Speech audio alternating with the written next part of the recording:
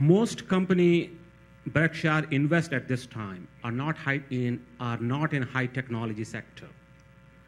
What we have seen in the last few years, that there seems to be a significant growth both in sales and earnings of the high technology area.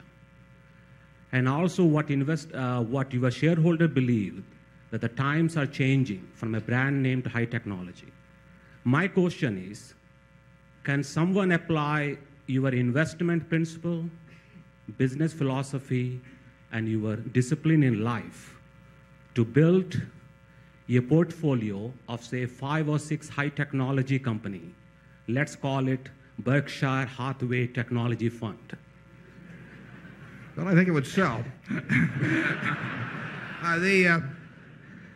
The question about Charlie and I won't be able to do it.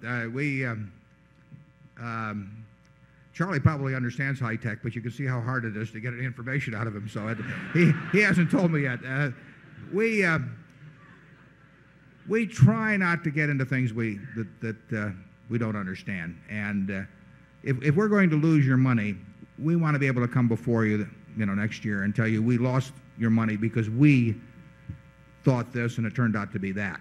We don't want to say, somebody wrote us a report saying if, this is what's going to happen in some field that we don't understand and that therefore we lost your money by following someone else's advice. So we won't do it ourselves. I think that the principles, I think Ben Graham's principles are perfectly valid when applied to high-tech companies. It's that we don't know how to do it, but that doesn't mean somebody else doesn't know how to do it. My guess is that if Bill Gates were thinking about that he understood and that I didn't understand, he would apply much the same way of thinking about the investment decision that I would. He would just He would just understand the business. I might think I understand Coca-Cola or Gillette, and he may have the ability to understand a lot of other businesses that seem as clear to him as Coke or Gillette would seem to me. I think once he identified those, he would apply pretty much the same yardsticks in deciding how to act. I think he would act. I think he would have a margin of safety principle. It might be a little different because there's essentially more risk in a high-tech company, but he would still have the margin of safety principle on a sort of adjusted for the mathematical risk of loss in his mind. He would have he would look at it as a business, not as a stock. He would not buy it on borrowed money. I mean, a bunch of principles would be carried through.